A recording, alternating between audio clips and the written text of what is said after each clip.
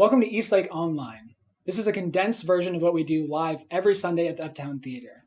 We know it's not always possible or even preferred to be a part of what we do in person, so that's why we made this. Thanks for checking it out. In just a minute, someone is going to give a short talk that hopefully resonates with you and helps you interpret what it might mean to follow in the way of Jesus, because that's what this community is all about. Figuring out what it might look like to live life the way that Jesus did, except in our current context with like cell phones and self-driving cars and stuff. We're a community where everyone is invited, included, and involved no matter what. And though our physical location is in the budding metropolis of the Tri-Cities, wherever you're watching this from, we want to invite you to bring a bit of heaven into your part of the world. Thanks for catching us on the interwebs. If you're looking for more content, follow us on social media or keep checking our website for all kinds of resources that we hope are helpful. And now, this.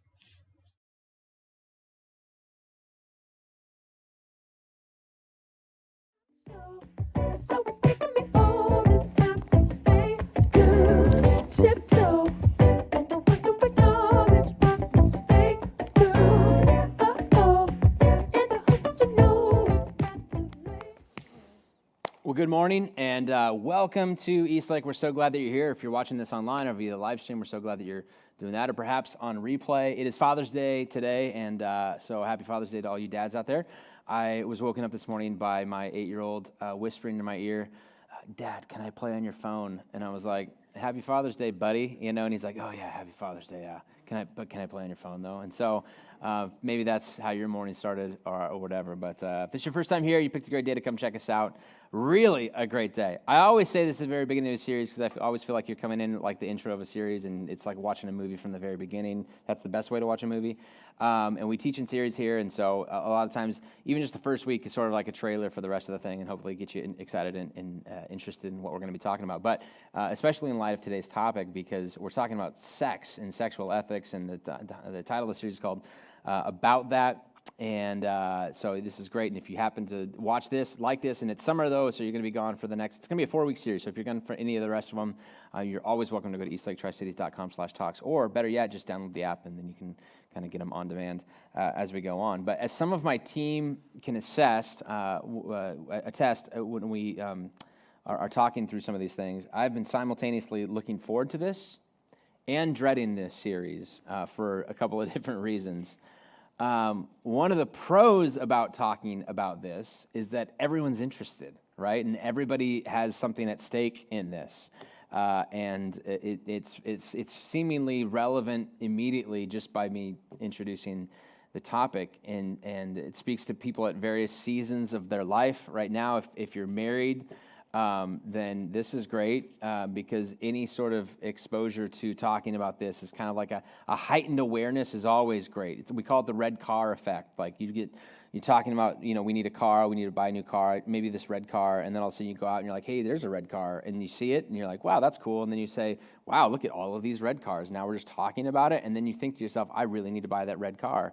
Heightened exposure, heightened awareness always leads to, or tends to lead to an actual purchase or an actual follow-through of something like that. And so just talking about sex in general, that usually has some decent payoffs, which is great. If you're dating, this is great because you've always wanted to get on the same page as the other person in this area, but nobody wants to bring it up or talk about it. You would prefer like a third party, a counselor or a pastor to kind of do the heavy lifting for you. And so maybe that's why you're here, or maybe that's why there's some boyfriends right now probably watching this on replay who their girlfriends told them a while ago, hey, you should go to church with me sometime and check this out and see what you think. And you're now watching this and you're realizing what you've been drug into. And so there you go. But just stick with me. I promise it'll be all right. And if you're a parent of a teenager, this is great because you've been playing this game where you've been delaying the birds and the bees talk for so long that you're worried now that they know more about it than you do. And so you're like, I don't even know what I would even tell this kid what to do. So now you brought them here, or they're watching this or doing whatever. So that's the pro, is that everybody's interested. The con is that everybody is also opinionated, and we live in a very opinionated culture, especially in the area of sexuality. And in the church realm, with all the kind of what you should be talking about, what you shouldn't be talking about, I have the potential to get, to offend you more about what I don't say than sometimes what I even do say about this. And It's interesting because it comes with a long history. It doesn't come, baggage free. If you asked anybody, whether you're religious or not, what does the church have to say about sex? You wouldn't say, oh, I don't really know, or nothing. Everybody knows. Everybody's like, it's very, very predictable. It's very interesting. It's not interesting. That's the problem with it. But they would say, well, what the church teaches about sex is that marriage, or that sex is for married people, which is a really great, honestly, it covers all kinds of bases. It covers the basis of you trying to tell your teenage daughter about premarital sex. It covers people who are dating from, engaging in sexual promiscuity and too much and just too irreverent about it. It teaches about against adultery if you're in a married state. So wherever you're at in this way, this is a really fantastic line. It's a good motto. It's the motto that just so you know, we're raising a 13-year-old daughter right now. This is what we would tell her. This is what we do tell her about it. We say this is a good principle by which to live by. Now, just because it's a good motto doesn't mean that it's that's it. Because there's a lot of it for most people, or for many people, this is the sum total of the Christian teaching on sex. And if it ended there, I think that would be a disservice to it. I think it's a good line, but it's not a good ending point. It's not now we can move on to other things. Now let's talk about loving our neighbor, or let's talk about giving to the church, or something different, other more fun stuff. There's, ooh, yes, I thought that was like a ring of a bell. Let's do that. Anyways, this is one of those things where if it simply, in its simplified state, if that was left at its own, it's too subtle. It's not nuanced enough. It lacks beauty, and it lacks an aesthetic. It's good, but it's not.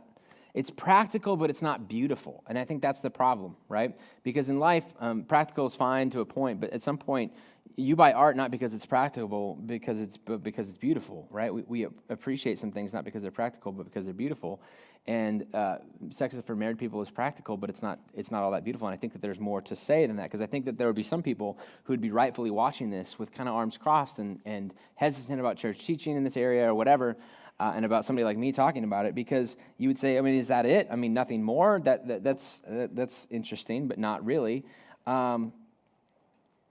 And I think that from the aesthetic side of things, it's true. It deserves that much more. I read something recently about a guy who talks about the aesthetic, and here's what he says: arguments can be true or false, good or bad, but today, who cares? In other words, that principle, that Christian teaching could be true or false, but who cares? We live in an age where the primary moral binary is between tasteful and distasteful. It doesn't matter if it's good or bad anymore. What's tasteful, what's not tasteful. Control of aesthetics is where the real power to change people lies. Controlling the aesthetics is where the true power to change people lies. And I do think that when you look back historically at the church and specifically at the New Testament and how that kind of rolled out this new way of doing Christian life and trying to make sense of the life and death of Jesus and what that would look like for the way that we do life in that era, that it hasn't always been this way.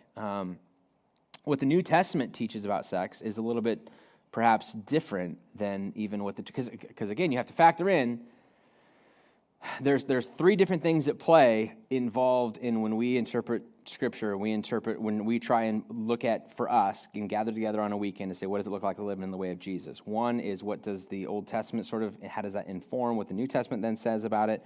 And then what does the church have to say about this? And the church tradition of, here's what we think this means, has evolved as things have evolved, as we have evolved, as technology has evolved, as social media has become a thing, and it wasn't a thing. So what do we do with this?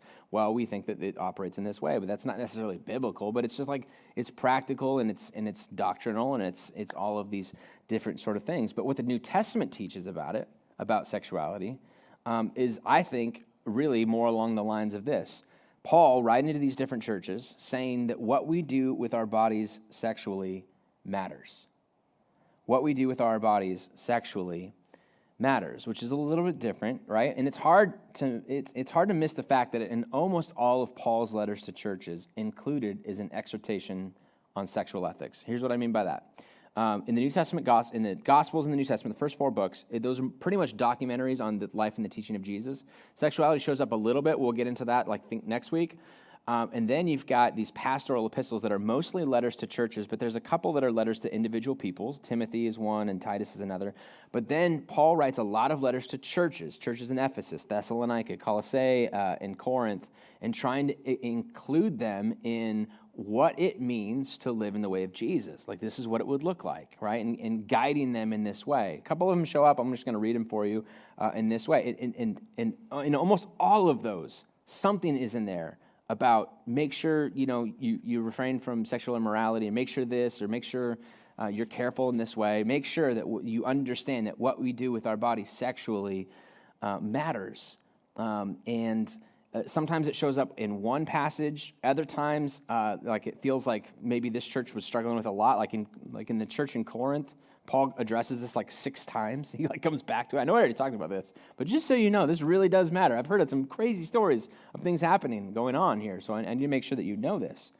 So here's a couple of them, just to kind of illustrate. Not that we're going to dive deep into these, but 1 Thessalonians chapter 5, he writes to a church in Thessalonica, and here's what he says. It is God's will that you should be sanctified, that you should avoid sexual immorality, that each of you should learn to control your own body in a way that is holy and honorable, not in passionate lust like the pagans who do not know God. And then in Corinth, the letter to the church in Corinth, the first letter that we have, in chapter 6, verse 12, I have the right to do anything, you say, but not everything is beneficial. It's this idea of I could do whatever I want, this like freedom, yes, freedom to do, but that just because you can doesn't mean that you should. I have the right to do anything, but I will not be mastered by anything. This idea that just because you can doesn't mean you should submit to that, because then you lose control of sometimes of this stuff. And what we can find ourselves diving into can then end up controlling us. You say food for the stomach and stomach for food, and God will destroy them both. The body, however, is not meant for sexual immorality, but for the Lord, and the Lord for the body. So, just 2 quick examples of him doing some sort of insertion of advice or pastoral advice or whatever. Now, here's what we know too. And if you were reading through, I want to know what the New Testament has to say about sexuality, in the margins of your Bible or in a Post-it note or a 3x5 card or something like that, if you had like a little preface, as I'm about to read this, I need to remember fill in the blank. This is what I would love for you to kind of fill in that blank, the lens by which you need to read and interpret these types of things. Number one is it is rather predictable. Like what he's going to say is what you probably expect from somebody in a pastoral position writing about this, right? There's nothing like nuanced or crazy about this. You came into this, if you knew that this series was about sex, you kind of knew it. And this is again one of those things like maybe you knew it was about sex today, or maybe you didn't. You just came to church because it's Sunday and this is what you do. Last night I got a text from my mother-in-law, and she said, hey, I was just with Edie, one of our friends, and she said the topic is sex tomorrow. I said, no, it's week 6. Which one of us is right? And I said, it's sex. We're talking about a new series on sex. And she's, okay, I'll be there, right? And like I haven't seen her in a couple of months, so that's great. So, I mean, it just depends on what you hear and what you want to hear. So, but it's predictable in terms of, I probably am not going to say anything that you're like, I've never heard that from a church before today, right? And not that you even expect that differently from me. And then that's part of it. As I'm going to read this, I need to know it's going to be a little bit predictable. Number 2, it's going to be very, very pastoral. Paul is writing these sort of things, inserting these comments and this advice or these exhortations to try and guide them into something, not chastising them necessarily. He's trying to, you have to read them as if he's caring for them. Oftentimes when it comes to this topic, this has been an area where it's been preached at. Like it's very preachy in this way. But when we read through Paul, what he's trying to do is he's trying to care for them, not shame them. He's trying to guide them into a better way of doing life. You've gone down that road. You've seen this. You've seen friends who have done this in this way. I'm telling you, you know that it's broken. Here's a different way to do things. I'm telling you this, not because I'm mad at you, but because I care for you. That's what Paul would say. That's why I think anytime you read Paul's stuff on this, you've got to remember there's a pastoral angle at play as well. And then lastly, it is very, very contextual. Rome is a lot different. In the church, and I don't just mean Rome as in just the letter to the Romans that he wrote. I'm saying that in this arena, in the culture and the climate, the sexual climate that he's writing into, it looks very different from us. And I think that the epistles of Paul are so important because what you see in the New Testament is the geography layout, right? Rome is the empire, that's where everything's held. And then anything close to Rome oftentimes looks and feels a lot like Rome. And then the further out and the further away you get from it, the less it feels like it. So Jerusalem is kind of the outskirts. They were kind of allowed to do their own sort of things. And so I think even some of the advice that Paul writes about to these churches that are closer to Rome aren't included or are different than what you'd read in the Gospels because they're further away from that sort of thought and process and way of doing things. But as he gets closer, he's got to write about this stuff. He's got to write, listen, I know these things are acceptable in your culture, and what it would look like for you to live differently would mean this. You'd have to look at it this way. There are things that are broken in this way that you need to know. And by the way, for as broken as you think perhaps, and maybe you grew up conservatively, that things are so sexually broken now in America, it's worse than it's ever been before or whatever. I can assure you that Rome and its precincts were far worse. Here's a couple of quick examples of the cultures into which Paul was writing as he voiced his opinions on this. Firstly, almost 50% of Roman marriages featured females ages 14 and under. Women were married, or girls essentially at this point, were married at a very, very young age. Men were not married until they were about 30, 35. There's usually about an average 15-year age gap between these two things because men wouldn't marry until they were financially able to kind of support the household to be able to make this work. But guys, dads, fathers wanted to marry off their daughters as soon as possible because if by chance she fell into some sort of a sexual relationship out of it, then she was considered damaged goods and therefore unmarriable to certain sectors. And so it was like, let's get rid of her quick so it doesn't happen, right? So she doesn't fall in love in the marketplace and something happens. It's crazy. At 14, you'd be like, that's pretty young. I mean, I have a 13-year-old. I can't even imagine marrying her off. There was no law in the books for anything under 12, but it definitely happened because there was legal commentary on marry. If you happen to marry somebody who's younger than 12, then here's what we're going to do. We're not going to call her your wife until she turns at least 12. And she'll be referred to as engaged to you at that point, but definitely like living together, doing all that kind of stuff. That's crazy talk. Like that is unacceptable. We live in this age where we'd be like, I don't let my daughter drive at 16, right? She's not even going to date anybody till she's 40. So I don't even know how this wakes. I don't know how this is. You have to keep this in mind as this is going. This disrespect for, obviously, women in this area. But anyway, so many things. Abortions are frowned upon because the fertility rate was so low. Not because they were necessarily morally against it, but fertility, from a government standpoint, they were just worried our population rate is going down as Romans. We're so selfish that we refuse to raise family members because family members are expensive. Why would I do that? And so abortion rates were like, you can't get an abortion, not because we care about the moralism behind it, but because we want our population to grow. But they obviously figured out ways to do this. They were ubiquitous and gruesome in that way. Fertility rates are low because marital sex was too risky. Kids are expensive. Better to feed your sexual appetite with a prostitute. And depending on your sexual preferences or general preferences or whatever, options abound, or perhaps a young protege who can't say no. They even made sexual activity with a prostitute part of their religious ceremonies. You would literally go to a temple, and whereas we do like communion or baptism, you would sleep with a temple prostitute. Not surprisingly, men liked church a lot more back then than they do currently. We're appalled. We are appalled when we watch The Handmaid's Tale and look at this like religious backwards, like or we read Margaret Atwood's writings about this kind of thing. And guys, that would be PG compared to what was acceptable in Rome in many different ways. So in that setting, writing about perhaps one example of why Christianity thrived, I like reading these articles about how did a backwater religion in Jerusalem end up like succeeding so fast and doing so well in Rome when it's an underdog religion, basically, right? I mean, and we love to cheer for underdogs. How did this survive sort of the imperial religion and all the power in Rome? And why is it that when we go to Rome now, the Colosseum is in ruins, but over the Emperor's Gate hangs a cross? It's like the cross. Anyways, all that kind of stuff. One of the examples is, there's a lot of things. One, they took their conviction to help other people better. So they when everybody else was running out of the city because of the plague, Christians were running in caring for people. And if you've been cared back to health by somebody and everybody else that you thought you loved abandoned you, then there's a strong consideration for you being like, I think I want to become a Christian. They helped me in my time of greatest need.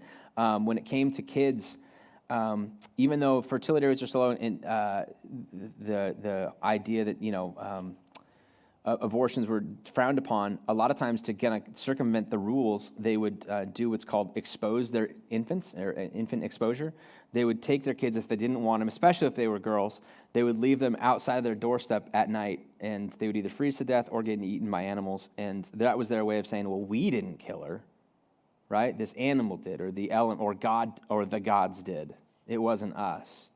And Christians in the city would see these abandoned kids, and they begin to take them. They would go and rescue them from doorsteps and raise them to new life. And then these kids would then grow to become adults. And of course, they're going to become a Christian. And they're like, this is who we are. These people. This I wouldn't be here if it wasn't for these Christians and their motivation for this. Like, you don't have to save your breath if you're trying to talk me into something else. Like, the people that I came from, my parents, abandoned me. These people saved me. Like, I'm going to go on whatever they believe. So there's all kinds of reasons for why Christianity thrived. One of them, though, significantly was their attitude towards sexuality. This idea of intimacy among equals, this idea of adultery, including this idea of prostitution, like you can be married to a wife but get your sexual fulfillment outside of things, and them saying, no, we're going to tie that back in. That's not how it works. Don't you know that you bind yourself in sexual activity to somebody else, and you're not going to do this. You're going to sustain this family ethic. You're going to do all these kind of things. And there's a vast reasoning, or a vast amount of reasoning, to say that one of the reasons Christianity succeeded is because of their sexual ethic, because of the thing. As much as it's chastised and critiqued in our modern day world, it's so backwards, it's so regressive, it's so this, it's so that. In this world, as it's coming, in this, as it's a beacon of light in this broken, dark culture sexually, this was a huge reason why a lot of people said, you know what, I think I want to line up in this way. It's with this background in the mind that you have got to read Paul's exhortations on sexual ethics, and then begin to formulate your own idea of what it's going to be, my own personal standards in light of this, a small beacon of light in the middle of pressing darkness. My goal in this series, 4-week series, by the way, today's week 1, we'll do 3 more weeks of this. My goal in this series is to cast vision for God's design for human sexuality with joy, tears, and a little bit of hope. Actually, quite a bit of hope, I hope, with what C.S. Lewis refers to as a baptized imagination. He wrote a lot of times in these codified format. He wrote the Narnia story to kind of illustrate truths, but did it in fictional characters so that we buy into it more, his space trilogy or whatever. I'm going to talk about it in such a way, but it's like looking at a diamond. It's true, this is true, but have you looked at it from this way, in this direction? It's beautiful in all of these different ways. And the reason that I want to do this, that I feel like I ought to do this, is because it would be remiss or neglectful or irresponsible for me to avoid this topic as your pastor. If you call Eastlake home and you consider me to be your pastor, then I think I kind of owe it to you to be able to talk. And if I'm not that to you, and this isn't home and I'm not your pastor, then feel free to kind of take what you want, leave what you want. It doesn't matter to me. That I'm not here to judge those outside the faith in that way, but I do want to tread carefully. Here's what I know. Here's why. This topic has been used in the past, and perhaps in your life personally, not just theoretically, but personally, as a weapon from people in positions like mine, people who stand up on a stage or with a microphone or amplified voice of somehow and want to do Jesus' work of separating the sheep from the goats. Jesus needs some help, let me tell him. Let me tell you what you're doing wrong in this way. Or coming up with these things of, here, this is just one of the categories of things I don't personally struggle with, and so therefore let me categorize it as the worst possible things you can be a part of, right? That's definitely there. As a weapon, in spite of the fact that Jesus, when brought a woman who is caught in adultery up to the forefront, and then Jesus does that whole writing in the sand and then tells the crowd who is holding stones ready to stone her, let him who is without sin throw the first stone, and then looks at her after everybody leaves, and who's condemning you? And she says, nobody, and neither do I condemn you, but then, go and leave your life of sin. In that story, we oftentimes try so often to see ourselves like, well, we need to be Jesus in this scenario. Jesus is Jesus. We'll let him do his work. We are oftentimes the people holding the stones, ready to leverage shame on people who have done things that we don't struggle with or don't do. And I think in that story, it's better for us to be like, okay, where is it that I have a lack of humility to say, I've got an opinion on this. I mean, leverage this as a weapon, and it's not really even introspective in my own life. Like I want to sit up here with a level of humility on that way. And on a more sincere level, not to try and demonize somebody in a position like mine, because I think that can be just as bad. We overreact and be like, see, pastors are the worst. I think that oftentimes it's just a sincere, misplaced conviction about what belongs in what we call our belief categories. If you've been a part of Eastlake for any length of time or have gone through our Eastlake 101, you know that we believe things in 3 different ways. One, we believe things as dogma, doctrine, and opinion.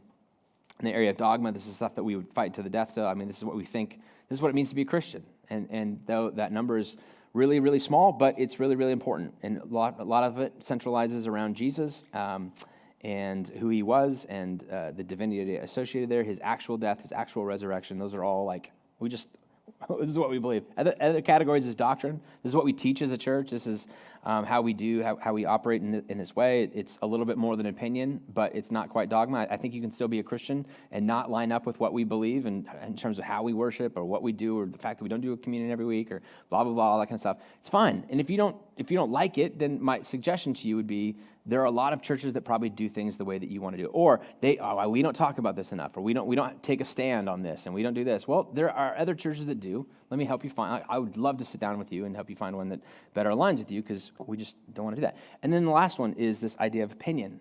And a lot of times I think churches failing to understand what falls, especially in the category of sexual ethics, what falls in the category of opinion.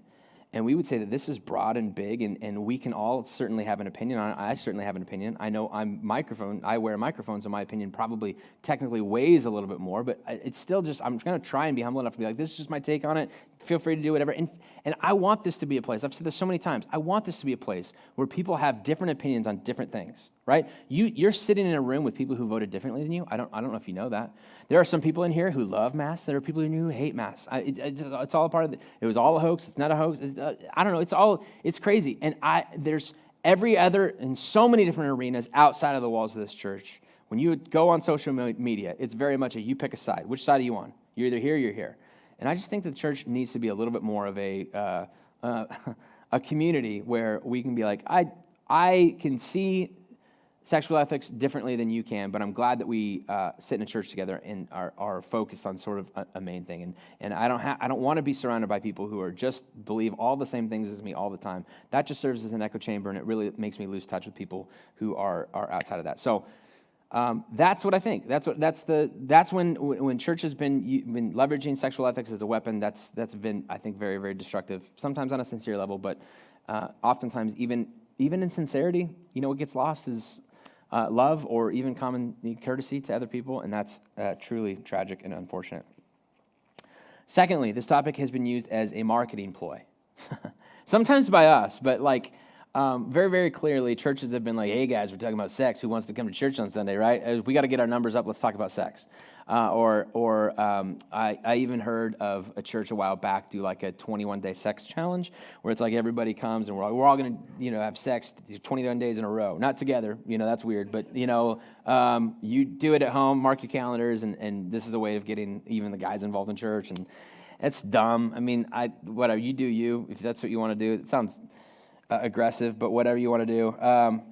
Or I even heard of a church once who was like the pastors filmed their talk from on top of their church. They put a bed on top of their church and filmed. It was super weird. Anyways, there's a lot of dumb, stupid stuff that the church has done because they're like, we want to be cool and hip and talking about sex, but we also want to do it. This is not a marketing ploy. We're doing this in the middle of summer when nobody comes to church. So just trust me. This is honestly, I know there's no way for me to convince you other than just to see it for yourself. But I'm not trying to market anything to you. I'm just trying to tell you a little bit about what this is and let you, in your own convictions in the Holy Spirit, allow you to kind of guide this for yourself. So, weapon, we've talked about that. Marketing ploy, talked about that. Finally, and this is if you're waiting for when does the Bible get involved in this, right here. An alternative hope. My goal in the next 3 weeks is to give you an alternative hope for what this potentially might look like. Here's where Scripture gets involved.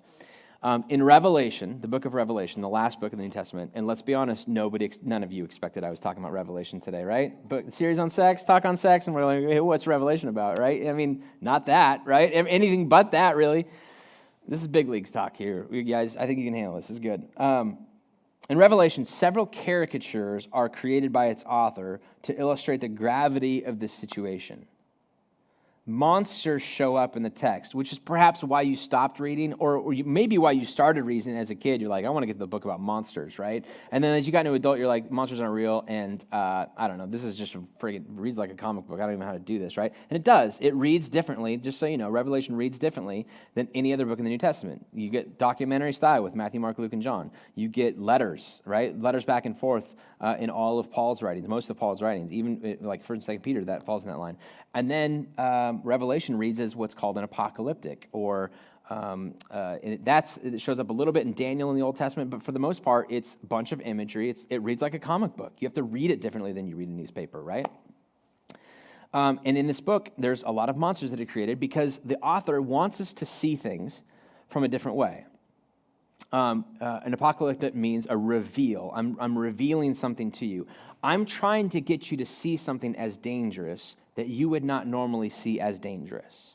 And he's going to spend a lot of time talking about empire because he's realizing that the imperial way of life that has been imposed from the Romans down onto basically everybody else has begun to have an effect on the churches trying to kind of live this out. As if empire will always exist. Sometimes we're on top, then the goal is to be on top rather than on bottom, but that's the power structure. And to be fair, the entire Old Testament and New Testament has been a book about being under the thumb of empire. Like either the Egyptians or the Assyrians or the Romans or the Greeks or whatever. It's always been about what do you do with this way? And so there's an assumption that all these things are going to be always around and nothing can ever change. And he's trying to say that's not true. That's not how you have to live this life. That's not how the church should live. And so he creates these monsters, this dragon that shows up that is representative of life under the empire. And the empire can only go so far. And then all of a sudden it senses this resistance as you read about and you'd see. And so he incorporates his two friends. He brings up this beast from the sea and beast from the land, Behemoth and Leviathan from the sea and Behemoth from the south. And they have all kinds of horns and arms and you know, all the teeth, and it's crazy. And there's this picture of violence. And you're meant to be like, oh man, that sounds scary. And he's like, it is scary. He said, you know what's scary? This idea that you can solve the world's problem through politics. This first one is this idea of this Leviathan coming from the sea. This it's very fluid. It's peace through violence. And the state has always been prone to violence, and you know, you better pay your taxes or what? Or also we're going to fine you. What if I don't pay my fines? Well, then we're going to put you in jail, right? It's all this. It's we can incorporate enough peace as long as there's enough violence to kind of overcome this sort of thing. Anyways, he's like, that's broken. That's a broken way of doing these things. And so he creates this imagery to be like, you know that it's bad, right? It's scary to think that that's how this thing works. And then this other beast comes, and it's this idea of it's scary to think how much manipulation, how much religion is affected by manipulation and deceit. That people will leverage religion, even though they don't believe in it. They don't believe anything about it, but they'll leverage things in the name of religion to get things done because they're manipulating people through this belief system or through deceit. And nothing is more susceptible to deceit than religion, right? And so he's trying to say these are two different approaches to getting what you want. So let me create these giant monsters to be like, that's a broken thing. You should be scared about it. You're not. So let me show you why you should be. And then in chapter 17, he creates another caricature, another person, and another monster. And instead of horns this time, it looks a little bit different. One of the seven angels who had the seven bowls came and said to me, come, I'll show you the punishment of the great prostitute. Or in some translations, the great whore, right? That was the one I grew up with, which was always like, oh my gosh, it says whore in the Bible. This is crazy, you know what I mean? I'm reading the Bible, Mom, it's fine, whatever. Who sits by many waters. With her the kings of the earth committed adultery, and the inhabitants of the earth were intoxicated with the wine of her adulteries. And then it goes into this story of how this great whore begins to operate in this world that she kind of possesses and tries to inculcate people into thinking this way and doing things this way and whatever. And it's this giant monster. And Flannery O'Connor is another author who wrote with big, bizarre monsters. And when asked one day, why do you create such big, bizarre monsters to try and communicate these truths? Her answer was this: for the near blind, you have to draw very large, simple caricatures. When you're near blind, when you're too dense to see it for yourselves, we get even more aggressive and more big. So it's not just a monster. This monster's got, and she's riding on the back of this, and she's got things in her hair, and it's very, very graphic. It's very, very big. It's very, very out there. Why? Because he's trying to communicate this big, giant truth. What's he trying to communicate? Eugene Peterson wrote a book called Reverse Thunder. I've been reading it with some of our staff. It's been a fantastic book, sort of a commentary, best book on interpreting Revelation that I've read in a while. I'm going to read a quote from it. It's going to be a really long one, but he says it so well. I tried to rewrite it myself, and I don't match up as well. I'm not as good as a writer, as we know. And so let me just read this for you. And if it's going to be really long, it's on the notes. If you're watching this online, you can scroll down and see the notes thing, or go to eastlaketriscity.com/notes if I go too fast for this. But here's what it says. The terrible thing about the whore is not that she takes strangers to bed with her. That is the one arguably decent thing that she does. But that once getting them there, she uses her body to lie about life. There is no joining of lives. We're going to talk about that in week 2. Only of genitals, right? The exploration and development of our unique human identity, of which sex is the physical means, is replaced by elaborate and deceiving fantasies. Elaborate and deceiving fantasies. A fundamental impoverishment of person is accomplished behind a seductive spell of perfumes, skills, and flatteries. Whoredom uses sex to lie about life. The truth of life is that love is a gift, that relationships are commitments, and that sexuality is the sacrament of spirituality. The whore's lie is that love is purchased, it is exchanged for money, it's exchanged for stuff, that relationships are deals, or that people are instruments to be used for our own pleasure, pursuit of pleasure, and that sexuality is appetite. And I'm just hungry, and I deserve to kind of feed my own appetite in this way. Listen, this is this caricature. He's trying to build this. You don't even understand how dangerous this idea is, but these lies that are being told, and it's bigger and it's broader, and it's always, again, this idea that the Romans did it with the Greeks. The Romans took over after the Greeks. Alexander the Greek died, and instead of replacing their religion with their own, they just took Greek culture and kind of made it bigger. They couldn't make it better, so they made it bigger. We're just going to go, well, these are the gods, but our gods are like big. Our gods are Jupiter. He's like a planet. He's this. He's massive in this way. Unable to make things beautiful, they make them big. And Americans have been doing the same thing, man, don't we? Right? We can't make better cars than the Germans. We just make bigger trucks. Our food's not as good as the French. It's just more. You want biscuits and gravy? I'll give you a platter full of biscuits and gravy. Now, is it good? It's okay. But you got a lot of it, don't you? When we can't make it better, we make it bigger. And we think that bigger or louder or more impressive or more out there or whatever is fulfillment enough for this way. My thesis is, if you stick around for a couple of weeks, is that our culture has done the exact same thing with sexuality. Unable to make sex beautiful, they make it big, they make it loud, simple, easy, transactional. And if you're watching The Bachelorette, and I know some of you are, they make it sex positive, and they speak lightly about it, and they point about how the church has been so aggressive about it. And I'm not here to chastise you for it or shake my finger at you or whatever, but I'm just here to tell you that Christianity offers an alternative way, one that I think it really could be, a beacon of light in a world full of darkness. And so, for the next 3 weeks, that is exactly what we're going to talk about. And I hope that you'll join us for part 2 of about that. But before we go, here's a quick announcement. This Friday night, as John mentioned in the video, Back Alley Nights. We're our first one of the summer. We're doing them on the fourth Friday night of every month, June, July, and August. We're doing a different thing each night: trivia night, comedy night, and then like an outdoor music night. We're going to have live music at the end of every night, but it's a fantastic environment to invite a friend who would never come to church because they never talk about anything interesting like sex. You can invite them to that Friday night thing. It's a free event. We are raising money on this Friday, for Mo's Place. Just as a kudos, it's suggested donation thing, but just come. We don't really even care, but we do want to highlight them and the work that they're doing in our community and see how we can help in that way. But food trucks, adult beverages, all those kind of things, come out Friday night. Find a few of your smartest friends and be a part of that. Secondly, Connect card, as we do every week. We'd love for you to let us know that you're watching this online or in person or whatever. If you're watching this online, then you can scroll down and do the Connect card on there. Or the best option really is via our app. If you want to download that, there's an easy button in there. Let us know. It helps us out not to have to copy and paste over some things. But if you're here and you got a program, You can always do it on paper as well and drop that in the bins at the top of the ramp as you're leaving. There's also a giving envelope at Eastlake's home for you. This is your chance to help us out financially to continue to create a church. People don't typically like church, or there's a giving option on the website as well. We couldn't do this week in and week out without all of you who make this thing happen, so thanks in advance for all of that. Last but not least, it is Father's Day today. Happy Father's Day to all of you. We will be doing snow cones in the lobby after service today for all of your kiddos. And even for, you know what? We're going to open it up to dads today. Dads, you get a snow cone if you want one today. So don't say your church never gave you anything important. It's ice and sugar. You're going to love it. It's going to be great. All right, would you stand for a benediction? I'll read it, and then we'll get on our way and out there. We praise you, O Lord, for the waters, the mountains and hills, the deserts and valleys, the wilderness spaces, and for all living creatures. Forgive us when we have not been good caretakers of the earth. Make us into people who practice resurrection by bringing dead things back to life and by making ugly things beautiful again. Maybe we can even do that with our view on sex. Amen. May that go with you this week, whatever it is you're facing. If we've never met, I'll be in the lobby, probably making some snow cones for kids, but catch me. I would love to say hello and put a name to a face. Other than that, see you back next week for part 2 of About That. Bye, guys.